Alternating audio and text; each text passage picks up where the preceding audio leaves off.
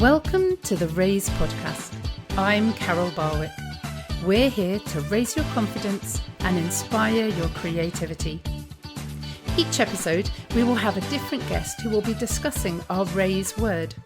The Raise word is a word that will encourage you or empower you and at times inspire you to explore the word a little more for yourself. Well, hello everybody and welcome to the Raise podcast. I'm Carol Barwick. Season 3 has seen us discuss some really interesting words. We've looked at try and we've looked at numerous other things, but today we've got a really interesting word, a word that you might think is really simple, but actually we're going to unpack it in a really exciting way. And that's because we're going to speak to a former Bake Off contestant. Now, Karen Wright, I've missed a trick here because if I'd met you in person, there might have been cake involved, but we're online. I didn't do very well there, did I? Morning, Karen. Carol, good morning. No, I don't generally make cakes these days. I mean, it's a fallacy that we're all mad on cake. I personally haven't got a sweet tooth. So when my daughters come home, which will be, in fact, this weekend, I've got grown-up girls, they often obviously come back. And they're always teasing me, really, because they'll say, I can't believe it. Bake Off Karen and not a bun in the house, not a cake anywhere to be seen. So it could have been a massive disappointment. So thank goodness. Yes. Thank goodness. Karen, welcome. You're anything but a disappointment. And I'm so excited to talk to you this morning. And obviously on the podcast, we always ask the guest what word they'd like to talk about. And you said the word ask. So, yeah. So before we dive into all that means, what does the word ask mean to you? Well, ask means a few different things. It depends on where you are in your life, really. But currently, I'm reaching out to people for support. Yeah. So I'm asking for help in many areas, really, and that makes me feel much more sort of part of a team, and I'm happy to show my vulnerability, really, on that, and receive the support that I need at the moment. So currently, I'm asking for help. That's where I am at just now. But we'll talk in the podcast. Obviously, I think it's got far more facets to it than that. Yeah, absolutely. That's wonderful that you're asking for help. Listeners will know that this is kind of linked to a Facebook group. And so what we do is we literally ask about the word in the Facebook group day after day. And a lot of people have been talking today, particularly about how difficult it is to ask for help. So what was it that made you happily reach out and ask for support? Well, we all need help throughout our lives. Sometimes we're given the help without asking, and sometimes we perhaps don't feel that we need the help and people impose it upon us. But definitely in the last few years, from Bake Off, I was on the Bake Off, as you said, and that is 5 years ago. And my life has become very different and new and out of my comfort zone. Most of the time I'm doing that, swimming along like mad with like the gliding swan and my feet with that. So I've had to find my way through quite a wilderness of new experiences, and I have tried at times to battle my way through it and not ask for help until I felt really, really, really in need. But when I have asked for help, I've discovered actually that people are very happy to give it, and they feel part of certainly with the Bake Off journey, which was a bit of a secret. So, if you like, when I knew that I was on the Bake Off, they send you the briefs so that you practice what you're going to do, or you decide how you're going to fit the brief, should I say. So they tell you what it's going to be. So let me take you an example, one of the really, really difficult ones. They were all difficult, of course. So every Friday we received an email. Once we'd been picked to go on the show, we got a brief every week. and we had to decide. And week 5, they said, this is going to be a biscuit chandelier, a huge biscuit chandelier. It's going to hang from the ceiling, and it's going to be this long and this heavy, and it's got to wow, and it's got to have construction elements. And I was getting beyond I was looking at this email and thinking, I don't even understand this. What Yeah. do You mean you've never made a biscuit I chandelier, know? I Karen? mean, it's not Where have you something that been? Like, I'm making them every week. all the time. I'm sure I missed a trick on that, but no, not me. And of course, I'd already done 4 showstoppers in the lead up, and so I was starting to get really bogged down in a way, and it's Yeah. an anxious time. So I was really at my wits' end, and that's the key time when I really, really asked the people in my family. So that was my husband and my 2 daughters. I said, I don't know, I don't understand. In fact, this is now going so far over my head, I can't even read the words properly. Um, so that was an example of when all of us gave our different skills Yeah. and interpretations and help. So, my husband, he's of an engineering background, so he sort of understood when this talks about structural support, and he had Yeah. some good ideas Yeah. how to build that in and how it would stand up. So that was that. So off we went to garden centres looking for chicken wire and various things that he'd got in thought, ribbons and lots of stuff. Yeah. And my these 2 wonderful daughters, both very different. One's so creative that she makes the costumes, or it's on the team for the masked singer and masked dancer. That's she was making a bear's foot Right. yesterday. Next podcast episode. Right. I'm writing that down. That's good. So she does that. So she's so creative. So she's very Wow. artistic. Now Okay. my other daughter, she's got many degrees. She's a doctor of philosophy. She's very, very so between us, we all have these different things to give to the project. And of course, as soon as I could understand where we were going with it, I felt immediately empowered and better to continue with that. And I did it. Yeah. Wasn't my best bake, but it did hang and it Yeah. did fit the brief. And that was because I asked for that help. I didn't. If I hadn't done, I think I would have just collapsed under the stress of it by then. So loads in the Bake Off. But then after the Bake Off, of course, as I've already said, I've moved on to pastures new, just culminating recently I've got a new book. It Mm. published it itself, which is this time last year. I had no idea that I was going to do that, and that has required me to ask Yeah. a great deal. And I've been asking this morning before we did the recording of the podcast. I've been asking for help again, and Yeah. now I'm used to it, and it's great, and we feel like a team. And I've Brilliant. acknowledged that in my book at the end. I've said, I asked these people, my team, and between us, we got this to print, and Yeah. I'm grateful for that. So asking, yeah, I mean, we can talk about. I know about how to ask questions as well. That's a different aspect of asking, Yes. Yeah. isn't it? Absolutely. Yeah. Let's just unpack that a little bit. So, Yeah, first of of all, the course. beauty of allowing all the different family members into that amazing project of a biscuit chandelier.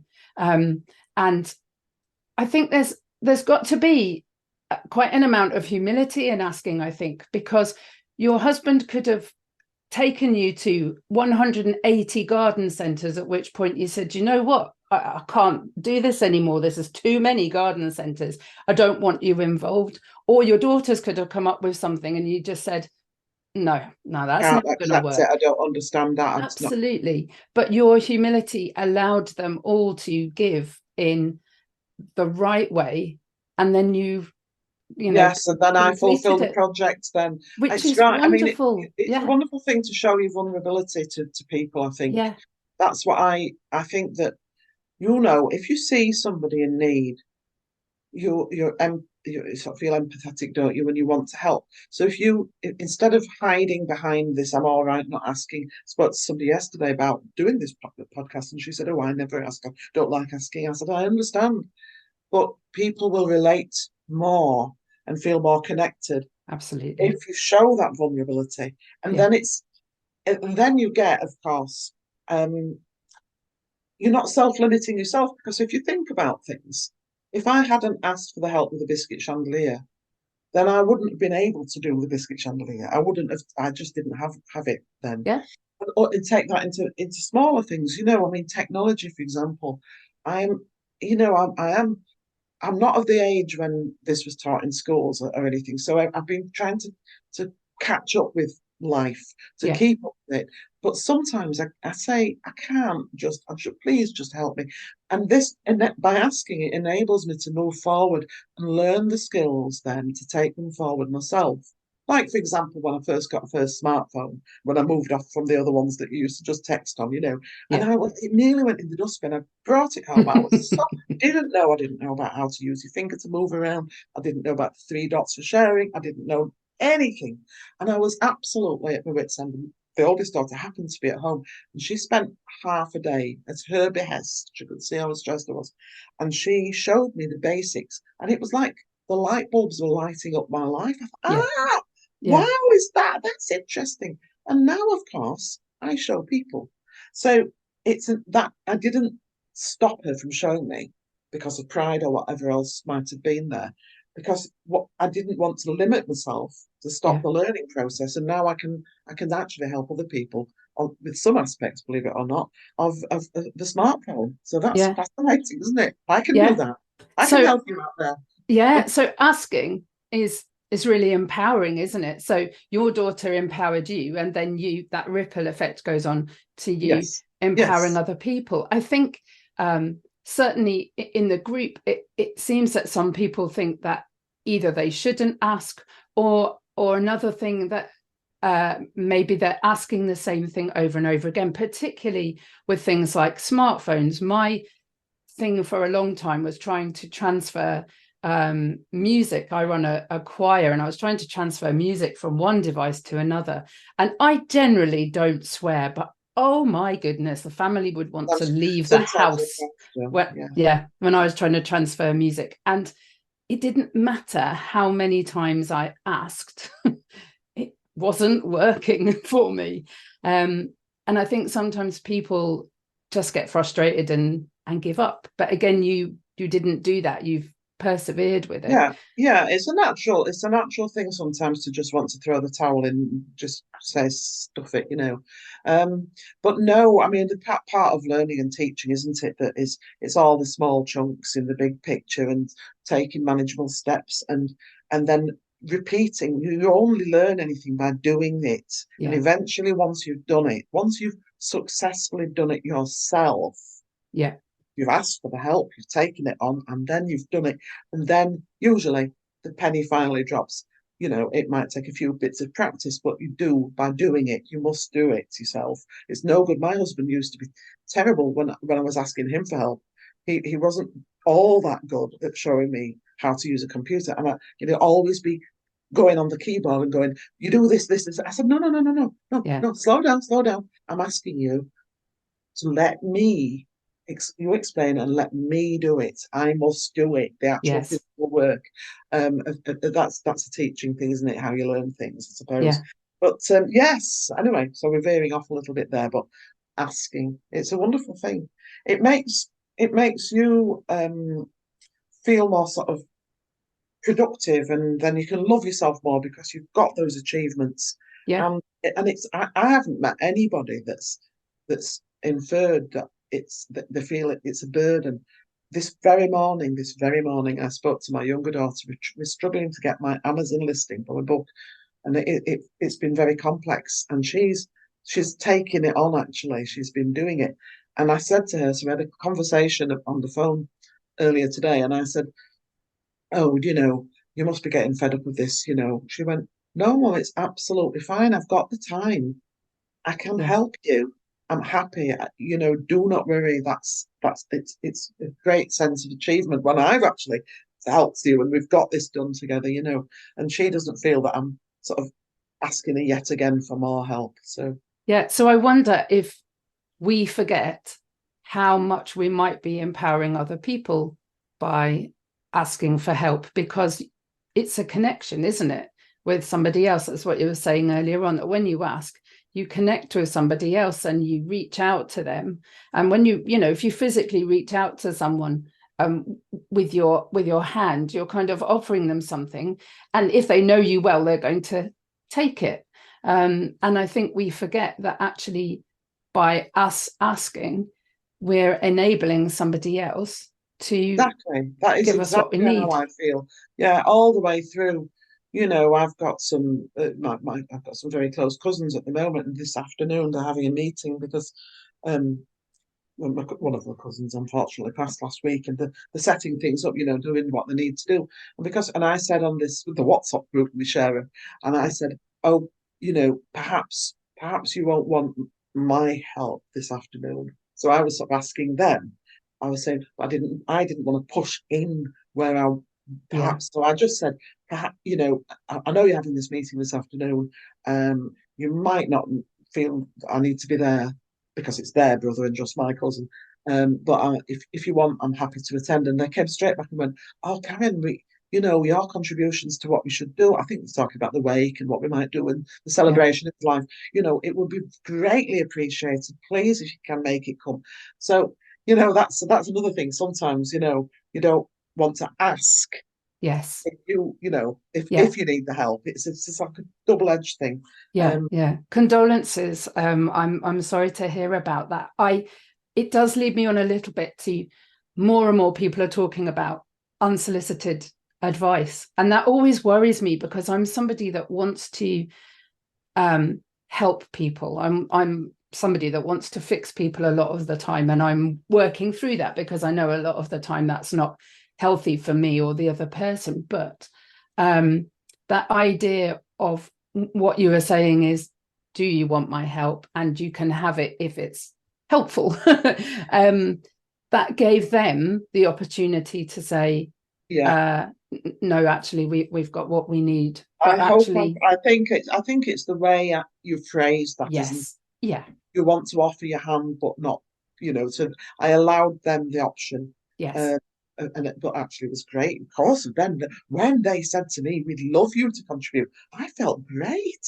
Of yes, course, that's on the other side, isn't it? They would like my help because they know I've yes, got experience with these sort of things. So I'm great. I'm thinking lovely, and I feel included in yes, that decision making and that, you know, type of thing. So it does really definitely work. But what you're saying about over helping, I think as a mother, I definitely with my oldest girl, I look back now and realize that I used to do everything for her without asking her, you know, yes, what she'd like to do. You know, I put in for her driving lessons, I put in for driving tests, I did all the forms, I did all this. I don't know, maybe, and you know, looking back on it, I mean, she's a perfectly independent person now, of course, but I think she actually let me then, and then she didn't evolve and grow. And in hindsight, I should have encouraged rather than done.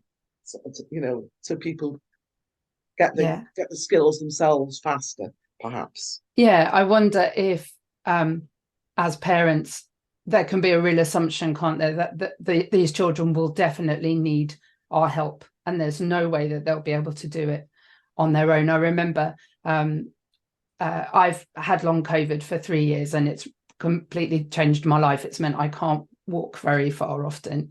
And I used to walk my son to school. That was one of the favourite parts of the day. And when we got him to year 5 last year, I remember thinking, I'm going to have to set up a whole support group of people that are going to walk him to school, because I know he can walk to school on his own, but he's not going to want to. And we got the letter home saying they can walk to school on their own. And it was the making of him. He absolutely loves the independence of walking to school on. And if I'd set up a massive group and said, right, Seb, Monday this person's coming, Tuesday this person's coming, da, da, da, da, he would have lost all that independence, or there would have been a battle, because he would be saying, no, no, no. And I'd be saying, no, Seb, you know. And it's that allowing people to ask you, isn't Yes, it? And yes. make mistakes. That's a very big thing to be able It's to a do and big thing. accept. It Yeah, is. yeah, Yeah, it yeah. is, because you feel like it reflects on you. I think as a parent, the number of times recently I've said to Seb, you need to do X, Y, and Z, because otherwise people are going to say your I parents know, aren't I looking after understand you. I understand that because Yeah, when I've got, as I said earlier, I've got the two girls, and but when I had the oldest one, I was a single mother, and Right. I wasn't married either.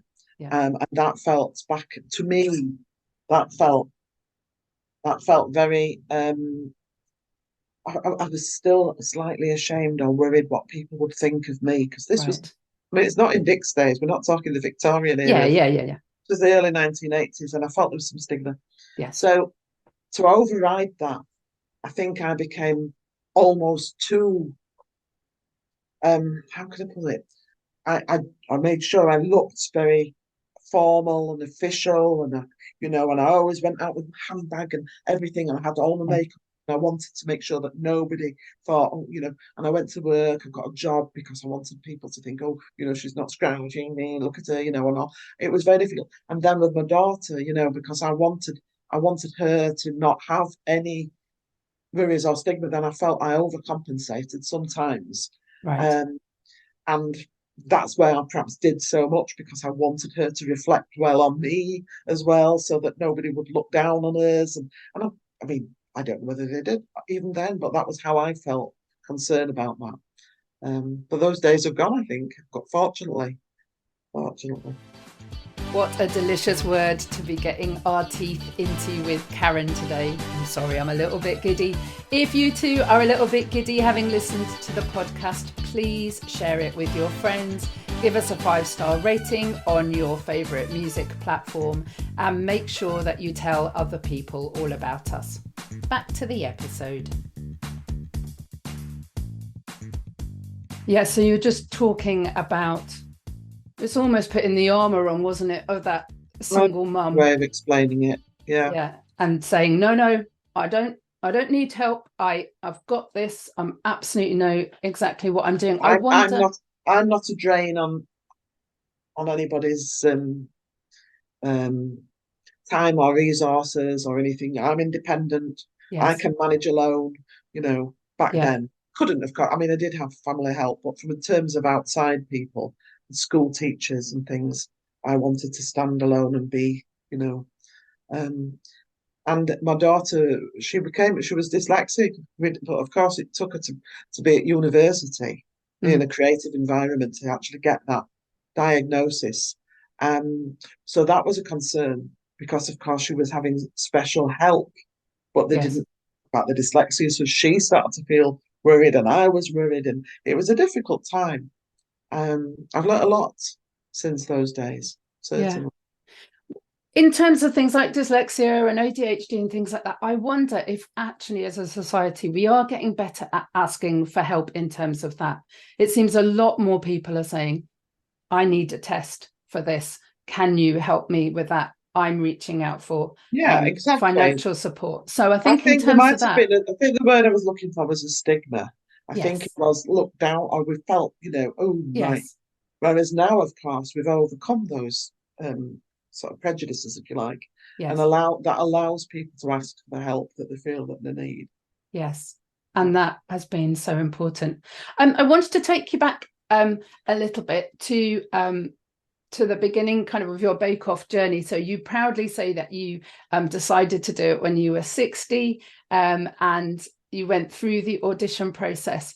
How did it feel to do that initial ask? Because that's a big ask, isn't it? You're literally putting all your information down and saying, can I be in the bake-off? How did that kind of feel? Well, it was a bit weird actually, because this is a jump from the topic a little bit, because I wasn't very. I didn't have many bakes in my repertoire, should I put it that way? Right. And I applied for the Bake Off. So when I talk about this, people are often surprised, because they'll say, "Well, what on earth did you think you were doing then to put yourself into the lion's den with that Paul Hollywood chap?" How did that come about? So it was a bit of one of those things there. I jumped on and I thought, oh, I'll go with the flow with this application, not expecting, no expectation. So I know how many people apply every year. 25,000 people in my year to round it up. And of course, I didn't know how to bake really more than 4 things. I've worked out I could only bake. I could do a Victoria sponge. My mum showed me that when I was about 7. And I'd stuck with the Victoria sponge throughout my life. And I say to people, that cake can cover all, you know, you know, Yeah. all birthday parties and everything. And it makes cupcakes the same mixture. It's all right, all you need. Um, and I could do some scones, Yeah. make, and I could do a Christmas cake, and I did know how to make short crust pastry. Four things really, and those four things were perfectly good for my general life. Mm. So I never got into anything else, but I did get into decorating. I got very into wanting to know how to make a cake pretty. So I started a little hobby, teaching myself off the internet and books how to do all the things you need to do to cover your Victoria sponge to make it look like you could sell it. I didn't sell anything actually, Right. but so it was nice. And I got quite reasonably good at it. And my daughter sent me the application. I think she just did it for a laugh because it come on, when they come on every year, it's kind Yeah. of. Yeah. Yeah. So she said it was topical. Oh, well, I'll send them on this. So sent me the link, and I opened up my laptop to have a look at it out of nosiness, really. And there was about 40 different things, categories that you had to be able to sort of say that you've got some skills at. And I was thinking, looking down, scanning down, I can't do any of these apart from those four I mentioned. And I was actually just closing my laptop down, and I got this like eureka moment. And I thought, wait a minute though, Karen, you can do all sorts. And I opened it up and I thought, how hard is it though going to be to teach myself? I need to be able to do these things before I can send the application. There's an application deadline of Yeah. 2 months down the line. So I had 2 months. So I jumped up, came down, and I got that weird head on where, right, okay, I'm on it. Like I've written a book in 3 months, I've done it.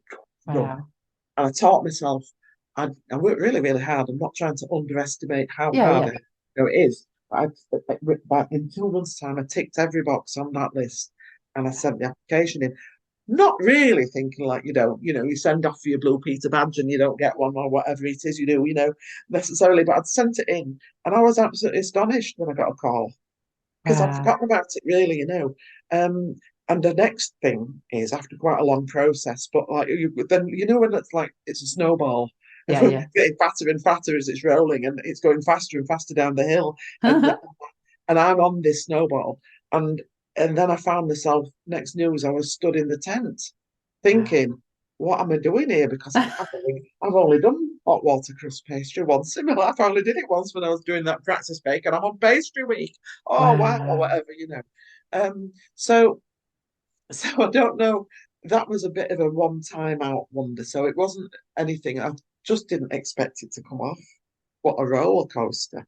Um, but then it come into what we'll be talking about earlier, of course, was once I did get picked, then it became reality. And then I needed every bit of help that I could put my hands on because I didn't have the confidence anyway. Wow. But I didn't want to give in because I sort of fancied it. I wanted Yeah. the challenge. I wanted to see what it was like on telly, Yeah. and in that iconic program, So I really wanted to claw my way in and do it properly, but I needed help in lots and lots and lots of ways, as I've already said, and it wasn't just the chandelier, to be honest. It was every showstopper I did. It was Yeah. like, oh, help, what They am are I massive, aren't they? The and sometimes showstoppers. it's just being able to ask for somebody's time to discuss something, to Yeah. air your feelings. Yeah. You're not necessarily all the time asking for physical or practical help. Yes. Sometimes it's just emotional help. Yes. Somebody's just to let you talk and then off you. It could be at the end of the phone or it could be, face to face.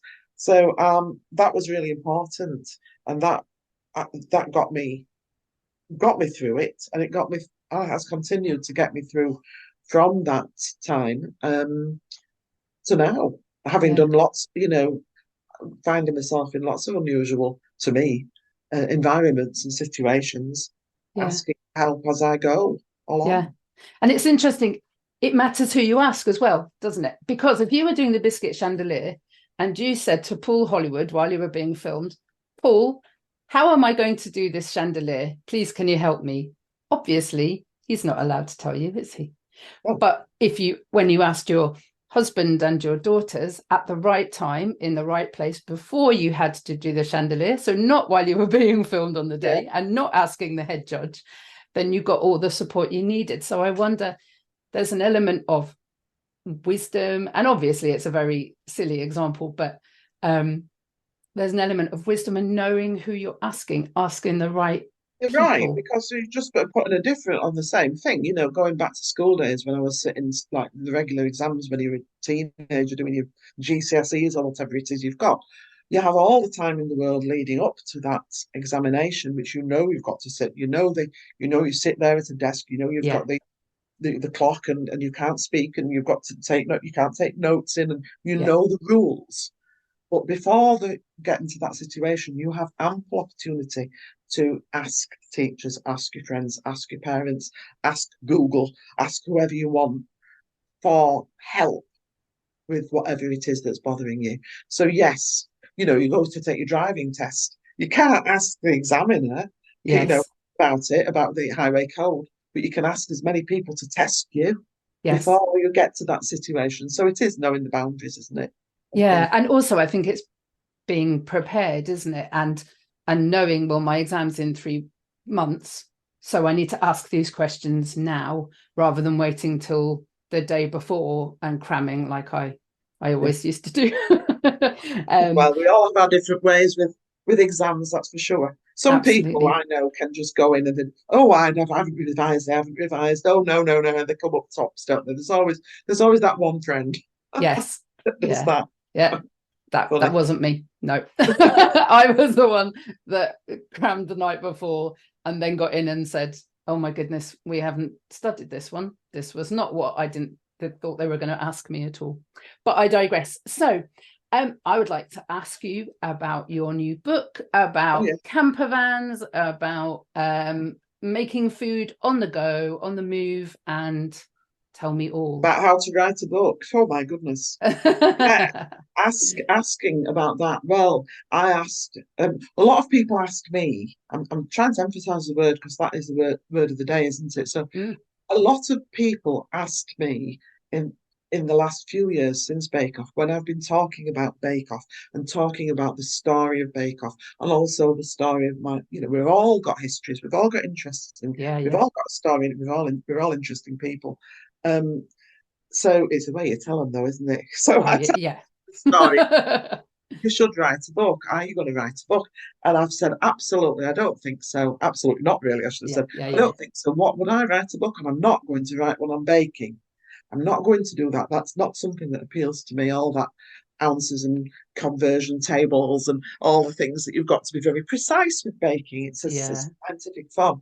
But I'm interested in cooking. So I always said, no, I don't think so. And then I was asked if I would like to borrow a Uh-huh. brand new motorhome. Part of Oh being part wow. of my Bake Off journey, I do a bit of blogging and I find myself very, very fortunate. Things often, and I reach out and take them and Yeah. say thank you very much. So I was asked if I'd like to have this opportunity, and I said yeah. And I thought then, actually, this is a good idea to make a book of. I can write a book about the trip, not just the cooking. Let's do a combination of 30 days I'm going to be traveling. We're going to have 30 meals that are suitable for cooking in a caravan, motorhome, camper van, on a stove, on a tent, in your house, wherever you want, with limited um, time. Yeah. You don't want to use only gas bottle if you're in that situation. You don't want to Uh-huh. use an empty gas bottle. And limited equipment because you Yeah. don't take loads of gadgets. So that was fundamentally it. And I started writing it in earnest in April, and it was sent to print at the end of July, and I received 1,500 copies of my beautiful hardbacked, very, very gorgeous book on my drive on 3 pallets last week. And I think that my project manager, who I Yeah. asked somebody, basically, I was at the NEC at the Caravan and Motorhome Show in February when idea of it was starting to tweak in my head a little bit, the story of this book.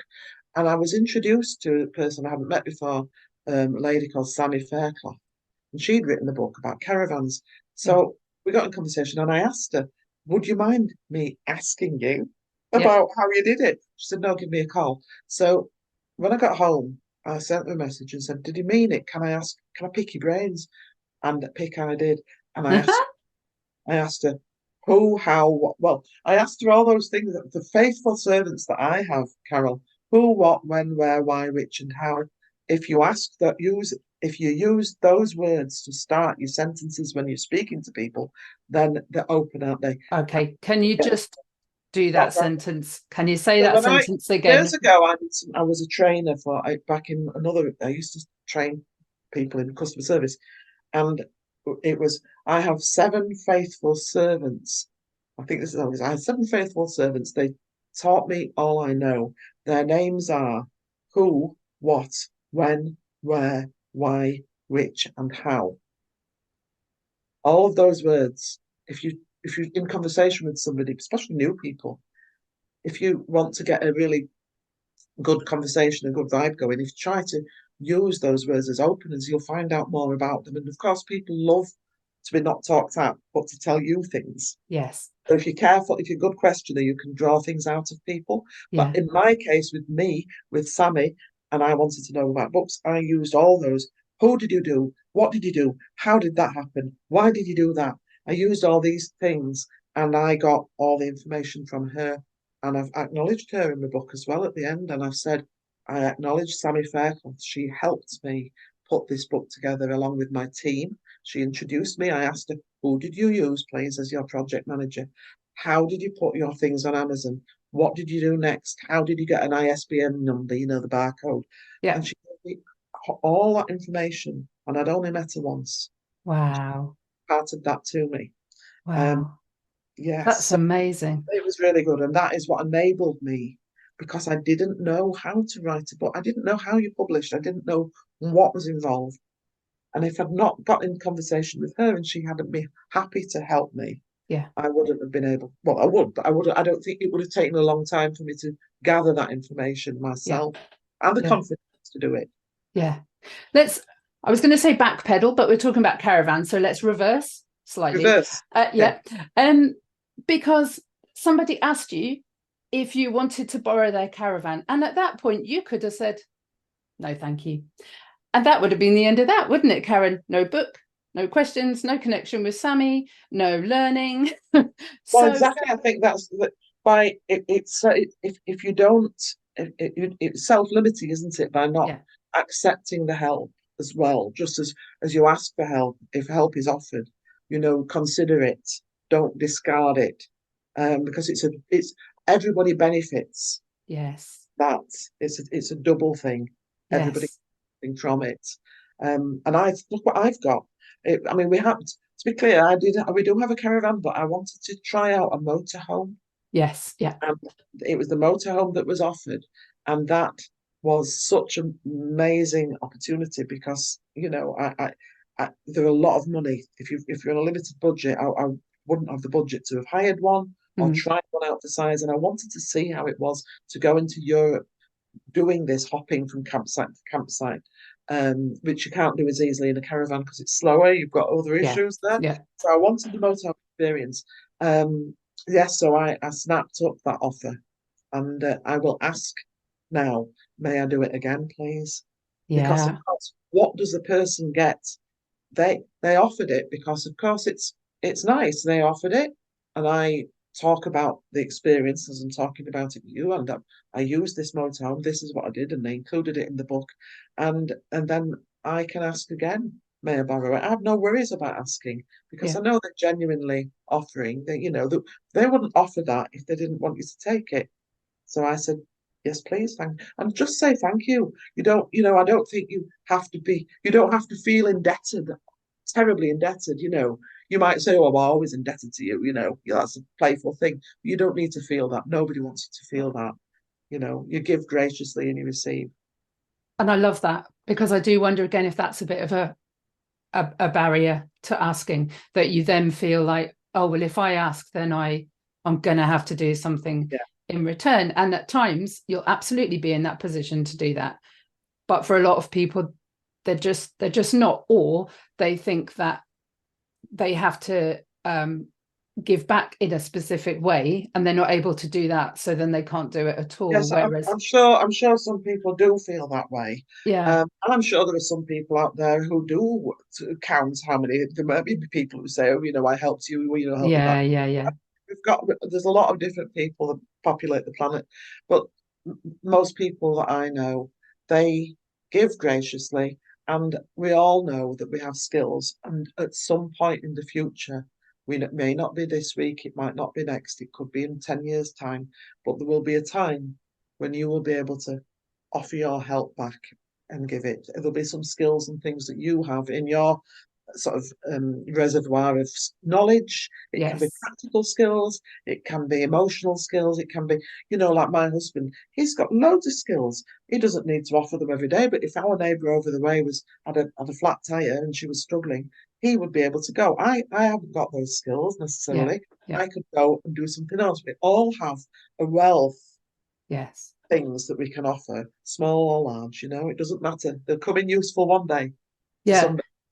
Yeah. And just touching on, because I so pleased that I met you in a business women's group, and there's a lot of feeling there that you can give in kind, can't you? So, particularly if we're in a new business, you don't have a lot of revenue coming in, but to be able to give in other ways. Well, I can't do this, but I can do that. And it's about maybe needing to be a little bit creative sometimes to realize that there are different ways that you can give. And There's somebody that lives. We didn't know in the group that we both members of. There's somebody that I didn't know lived on the same housing estate as me, and because she saw a video that I'd made and she thought, oh, I recognise that man.